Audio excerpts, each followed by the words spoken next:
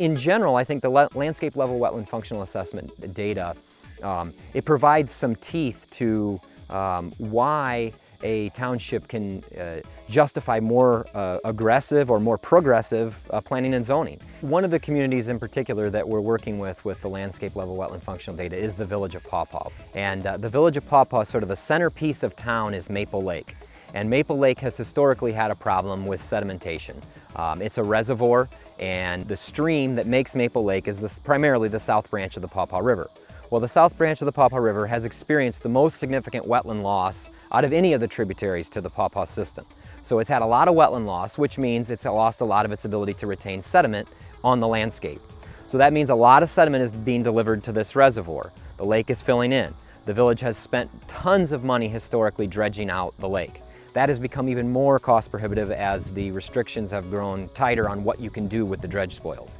So the village has actually initiated a new program. They're working with the Van Buren Conservation District as well as the Michigan Department of Environmental Quality to offer cost share money and actually paying money for wetland restoration that occurs outside of the village boundaries for wetlands that are especially significant for sediment retention, using money that was collected as tax revenue within the village limits. So they're taking money that's collected within the village, spending it upstream to do restoration. And the way that that was justified to that village council was because we could show how important these wetlands were within that landscape that drains to Maple Lake, and that really allowed them to do something that I think is very unique, and I don't know of any other examples that exist like that, and we're hoping to get some more of them. A lot of times what we've tried to do with working with these communities is not just talk about what they could do in their local plans and ordinances, but just to educate them too as people in their community, because they're usually well connected, the folks that are on these boards and councils, to just make them aware of all the incentives there are for private landowners to do restoration or protection, so we can get them out in the community talking about this. And so they may be sitting down to coffee the next day with the landowner and be like, oh yeah, you know, there's programs out there, and they may not know all the details, but now they know, oh, let's call the Conservation District. I saw the Dowagiac River Watershed Management Plan, and I inquired where I could get a copy of it, and I was directed to Marcy. We came upon this property some 22 years ago now.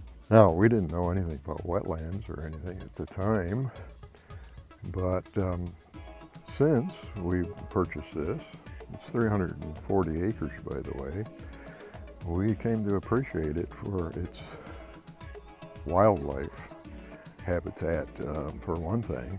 Almost every bird in Michigan lives here or passes through. And we watched the population boom. When we first came, there was a lot of hummingbirds. Now there's unbelievable number of hummingbirds. So you just watch things just exponentialize all the time here. Soon we began to observe the water flow through the woods. Water rises and falls after rain, but not immediately. It might be several days before the water comes up.